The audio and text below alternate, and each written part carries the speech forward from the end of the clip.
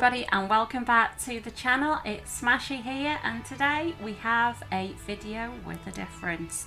So for those who do not know me, I'm actually a WoW veteran. I've played World of Warcraft since vanilla, and I am now on a hunt for a new game. And I've said this before, I've said this time and time again, that I need to do something else with my life than just WoW. And I have tried umpteen different games. I've tried, League of Legends, Valorant, all different sorts of games, from FPSs to other MMOs. And today, this video is about a WoW veteran's perspective when trying Final Fantasy for the first time. So I haven't actually played any of the Final Fantasy franchise whatsoever, so for me this is a complete look in the dark. And what I've done in this video is I've compiled some of the differences that I've noticed within just one day of being in the game.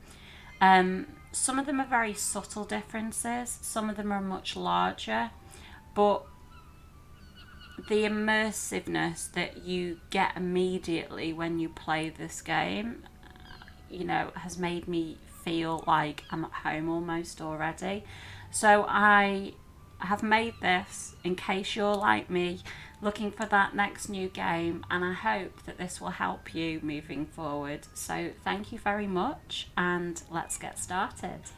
So we are straight into the character customization and creation. So as you will see on the right hand side of your screen, there are all of the different races available for you to choose from, and these come in both male and female options, and they do kind of give you an idea of what the characters will look like in their racial clothing.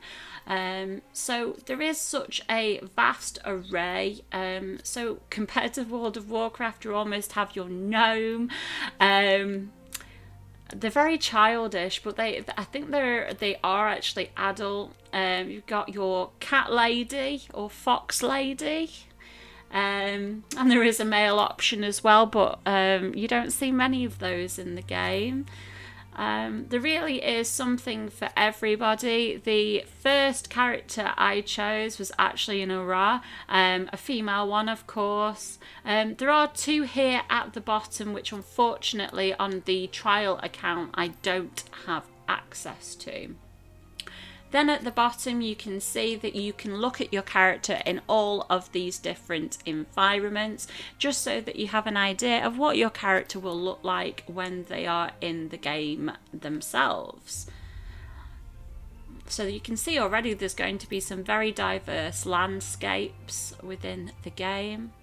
This background that you can see the forest effects, that's actually the starting area in which I went into.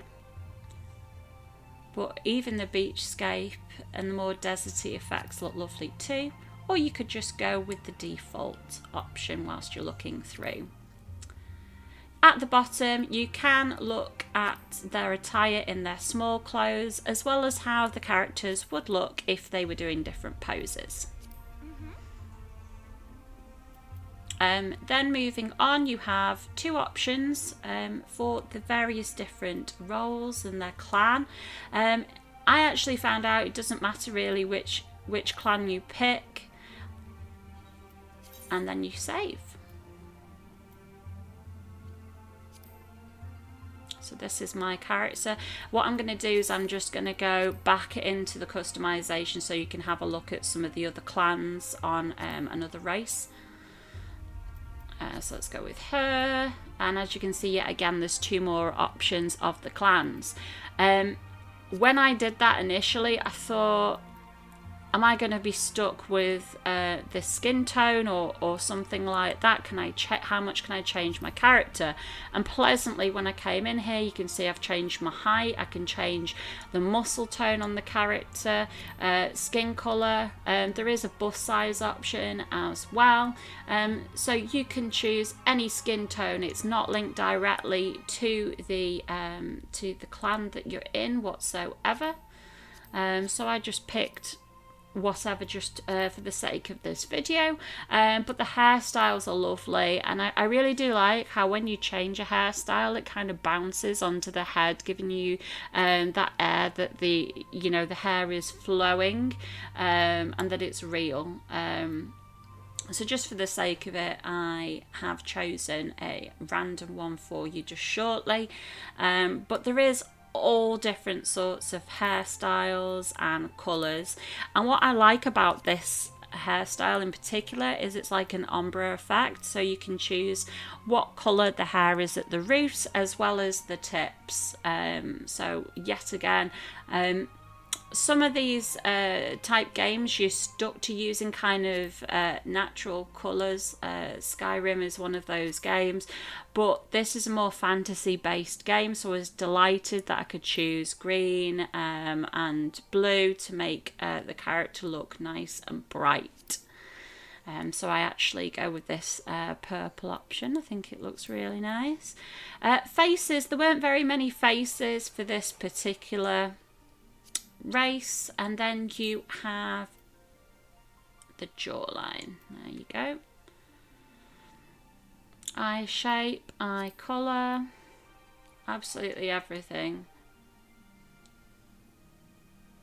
You know, in some games as well, you can spend absolutely hours in character customization, and I think that this game has just the right balance.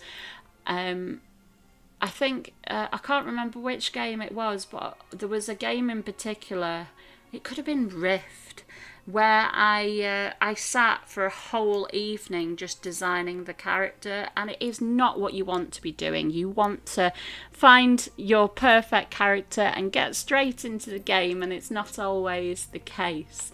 But here you can see that the options are flexible enough whilst not being too vast that you're stuck there for hours and hours and hours. So we're nearly done. We're doing lip colour now. What disappointed me a bit about the lip colour was the black one, which I thought would make a good contrast. It's not really that dark. As some of the other effects that you can use, it's very clear and visible, the colours, but on lips it doesn't seem to be. Scarring is great. Yet again, you can just make your character look a bit more ragged, like they're kind of been in battle, and the same with tattoos. On my character, she has a tail, and you can actually choose the length of the tail, and she also has like dragon scales as well, and you can customize where those dragon scales are and the shape of her horns, which are at the side of her head. So depending on which race you choose, there are different options. Tattoos might be for you, but there is an option not to have any whatsoever, and it's the same with the face paint as well, and the colour is also changeable, but the colours on this are really bright. I just went with traditional black. So moving on, you can also change the voice tones.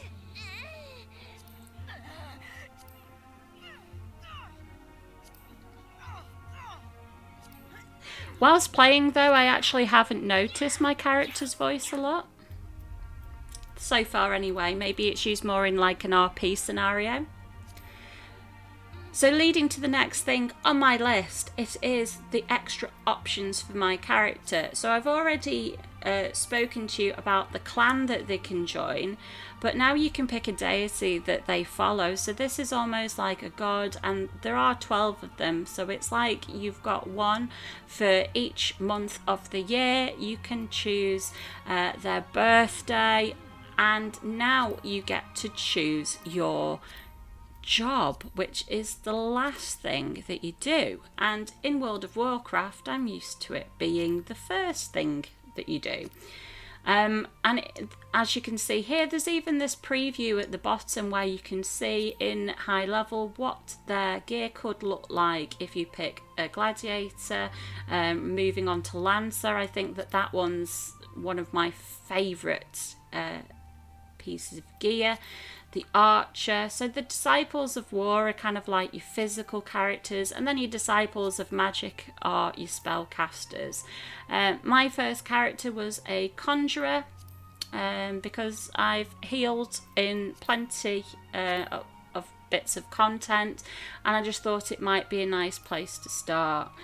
Another thing you pick last is the world, which yet again is completely backwards to World of Warcraft.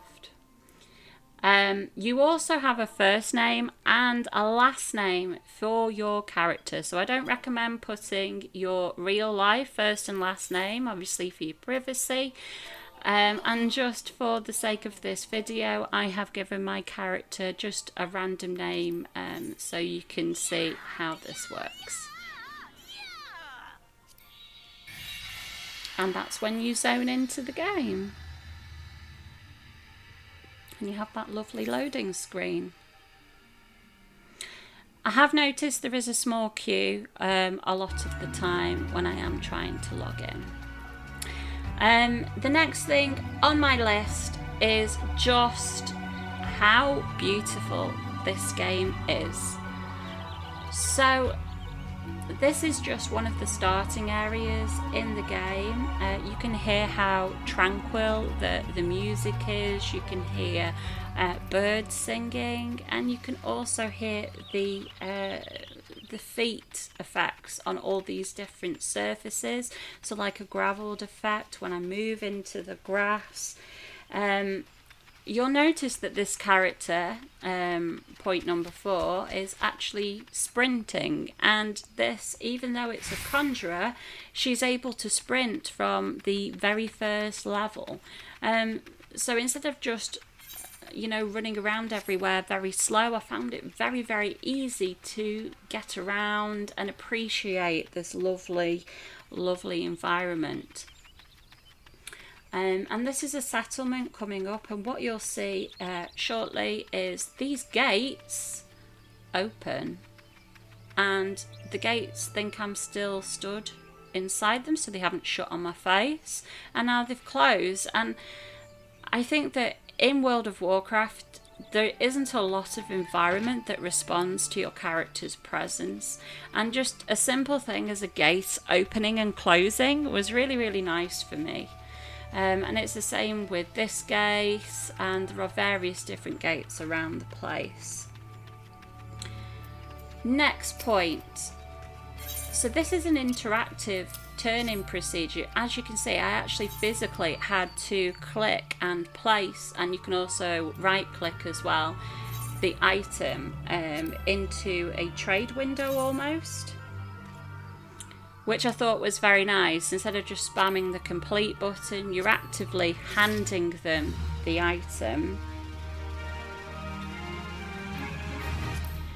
I'm actually looking through my inventory now. This is my next point. So this is my gear chest. So instead of having like one big inventory, you have your inventory for consumables and bits and bobs that you find on the floor, and then you have this chest in which you keep all your gear, and it is sorted by the type of gear. So you've got your rings, you've got your necklaces, chest pieces, shields, etc. I always feel like you have a sense of achievement when you accept quests. So as you can see, you get that sound and quest accepted when you press accept on that quest, and it's the same as completion as well. And this is me just looking around, appreciating where I am. I just think it is such a pleasant place. My graphics are actually on maximum as well. and you can just get an idea of what it looks like to turn in the quests and move around. It's very similar to WoW. You can see the icons above heads of who you need to speak to in order to have the objectives completed.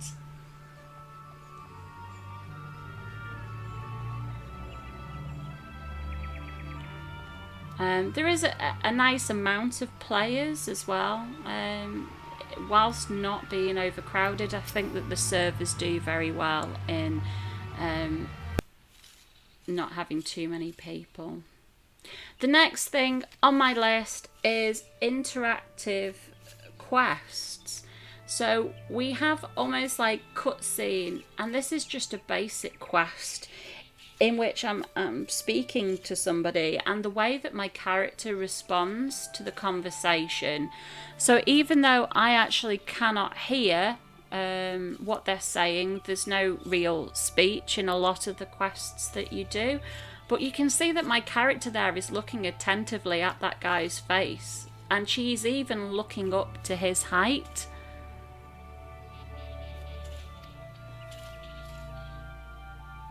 Which is just a level of detail I'm not used to at all.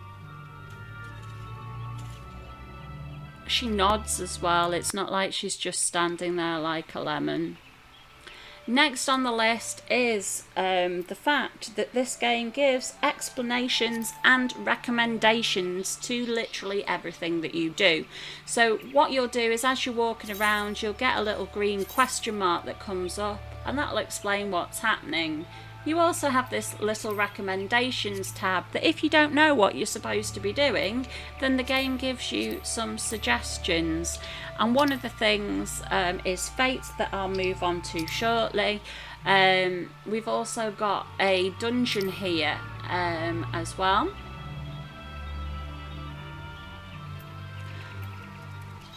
What I like about this is these guys need a tank. So it's not just advertising the fact that there is a duty and you can go and do it. This particular group needs a tank. So the game is advertising a group of players specific, group, which I thought is really nice, because it gives you the air that there's real people waiting to go and they just need one more person.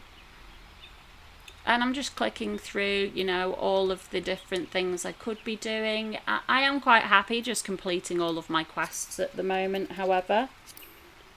Another thing on my list for you is I can't find a single microtransaction or a hint to upgrade and pay money in this game on any of the menus. I think that when you play the WoW trial, it's upgrade now, the shop is in your face and things like that. So yeah, again, I'm just checking through these menus to try and find something to buy, or, you know, some sort of advertisement, and there is absolutely nothing that's apparent to me, which I thought was great.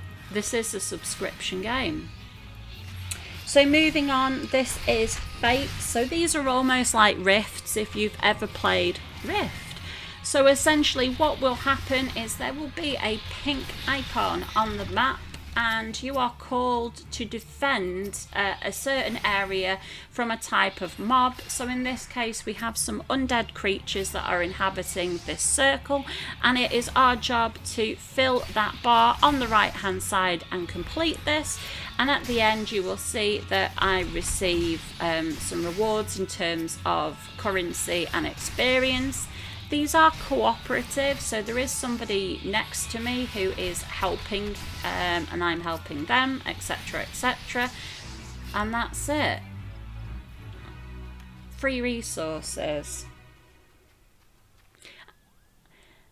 The next thing on my list is duties and storyline events. I didn't expect this to happen at this point in the game, and it just seems that there's little cutscenes at all different levels of the game. I've tried to use content that doesn't really have any spoilers, but some of the cutscenes are absolutely amazing. This is just a very basic one. But they do feel like a pleasant little surprise. What I notice in WoW is that it feels like you're building up to something.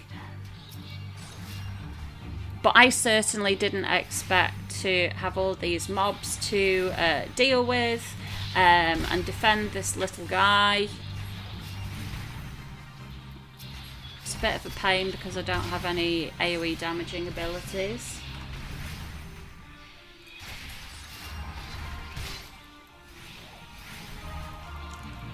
A lot of these fates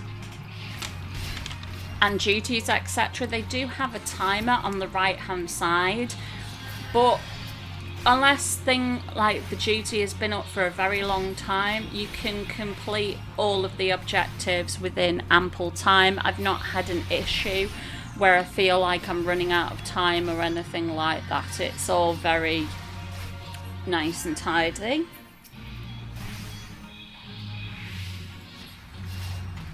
And we're just finishing off these mobs, and you'll see what the end of the duty looks like shortly. So this is the main guy. All the other ones were kind of like his henchmen. And with being a healer, it does take me a little while, but I'm getting there. Essentially, I've not got a heart. I've got a damage over time. I've got this rock throwing ability, and then the rest are kind of sleeps, crowd control effects, as well as heals. I've got a dispel. What I'll also mention whilst I'm here is you can see this area of effect which is showing on the ground, which I thought is quite nice. It is very clear where you need to move out of. And that's it, duty complete.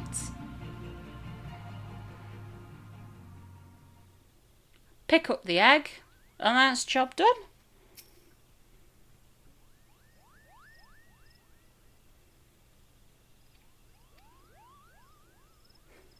I do like that noise he makes, you know.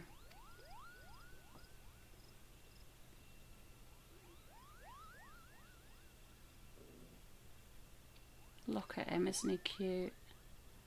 You'll see that I've made a dragon lady, but I've tried to make her look like a drow as much as I possibly can.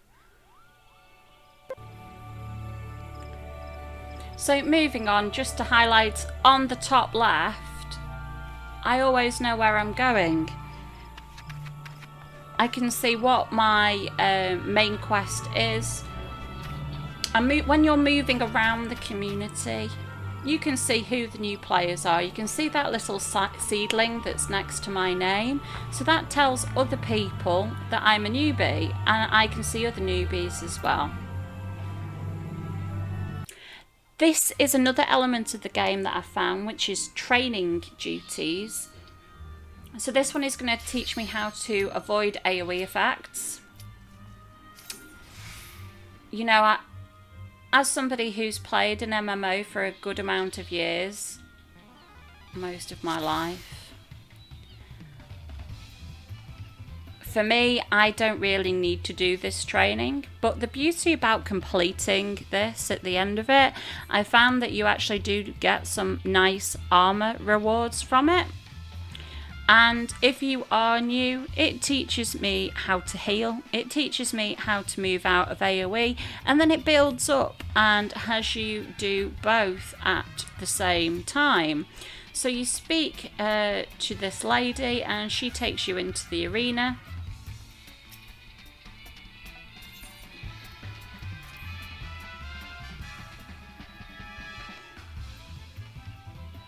And then we have this dude who's going to try and smack us with some AoE abilities. Now, what I understand from the community is that these AoE abilities are based on what's called a snapshot. So at some point, even if you do move out of the AoE, before the markings disappear, there's a point where a snapshot is taken, and if you were there at that point, then you will still take the damage even though you moved out of the animation.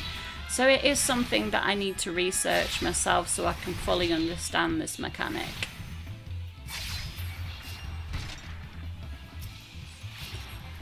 As you can see, there is a GCD, a global cooldown on some of my abilities, so it does take a while for me to kill things whilst moving. But bearing in mind, this character is a low level, so with only having 2 abilities at the minute, it does take a while. At this point, I was wondering what is going on, why am I chained up?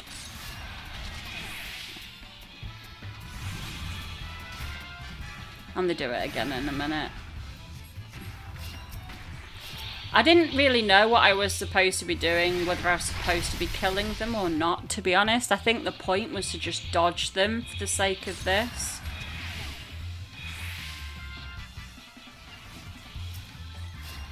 But I was trying to throw in a few spells at the same time. And that's it. So the little bite-sized chunks of training, which I thought are quite useful for some people.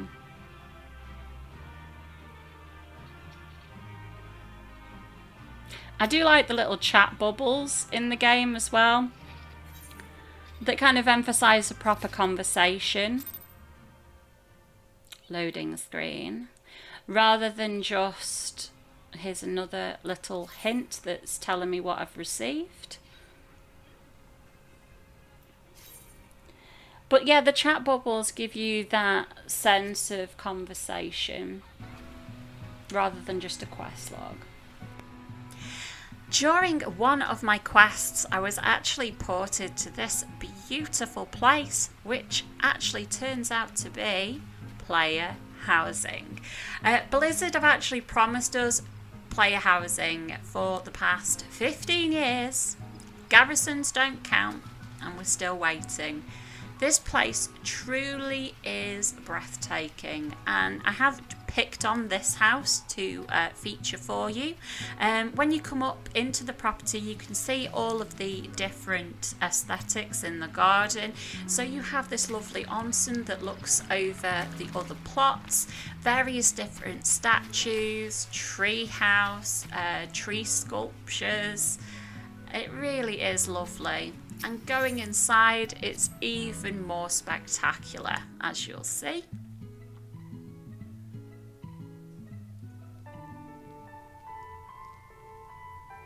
So even the ambience has changed. The music seems to be coming from the light fitting, and there's even a fish tank which has the details including bubbles and moving fish.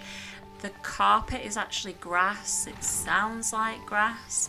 And moving downstairs, there's artwork on the walls, and then you come into this lovely living space. Open the door, and the source of the running water is made clear by the shower that is also in like an onsen type bathroom with a dressing table. Back into the living space, the bedroom is actually elevated above the main living space. This room is a little bit pink and full of hearts for me, but you can just see the diversity of the different types of features that you can include in your own home. I would really love to see the tool in which you use to make these houses. Writing desk in the corner there, a pillow corner, a roaring fire. It just makes you feel really snug after coming home after a full day of adventures.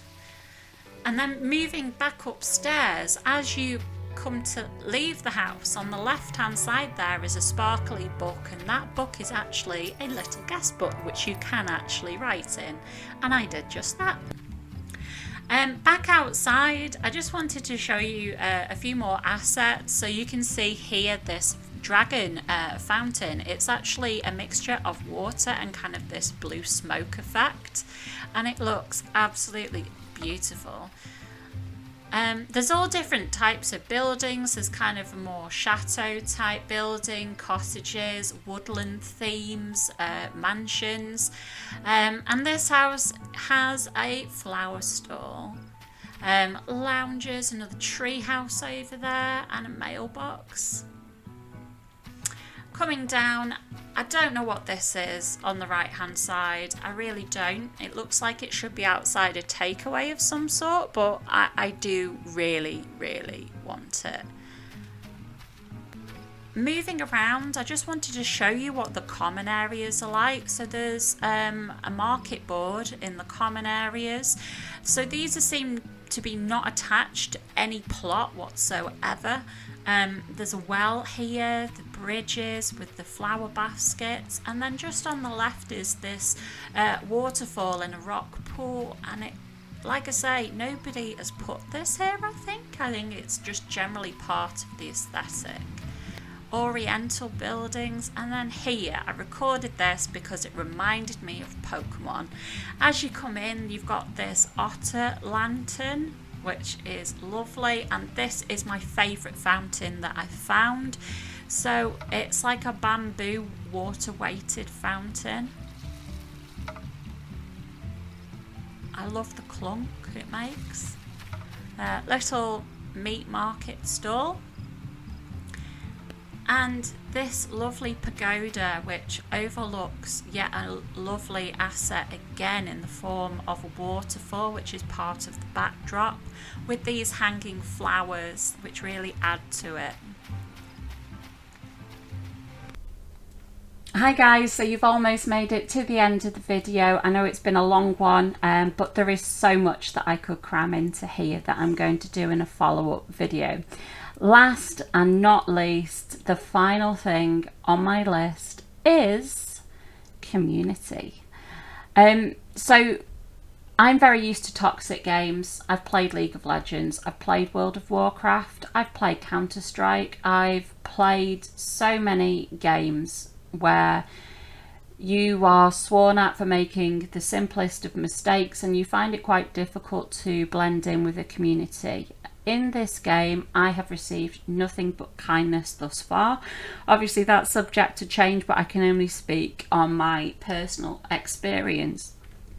So, my last duty here is just to explain to you that there's been people coming up to me in game, seeing that little seedling above my head, trying to help.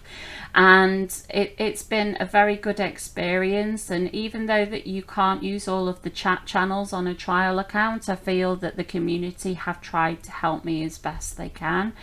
And what I want to do before I go is just give a mention to one of our community members who actually streams on Twitch, and I will give you a little preview of the type of content available.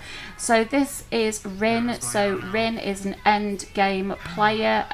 What happened was, after my first day of playing this game, I actually was lying in bed. I went on to Twitch to find something to fall asleep to, and I found this channel, and it wasn't the channel with the most views. That's not what attracted me to watching this. It was the fact that come and say hi, new players are welcome, and I was like, oh great, so if I don't understand anything I can just ask a couple of questions. So 50 or so questions later, he has been so helpful to me in understanding this game. And it's not just when you get involved with this stream, it is not just Rin, the streamer, who replies to you, it is all of his community as well. It is such a positive environment, and I really do recommend him if you are struggling with any elements of this game. The guys are so helpful, and actually the content that you're looking at the minute is Rin helping out the community defeat a boss for the first time, and there is various different things that he does, like speed running, that you may find interesting, but please don't feel afraid to ask him any questions, or the team. In general, they're all very lovely people. What I'll do for you is I will put down the information of the social pages and his channel so that you can check him out, and hopefully I will see you in the chat very soon. So I really do hope that me providing all of this content has been helpful for you. If you would like to leave me a like on the video, I would very much appreciate it, and subscribe, and I will definitely be coming back at you with some more Final Fantasy content should you like what I've done so far. So thank you very much, and I'll see you all very soon. Goodbye.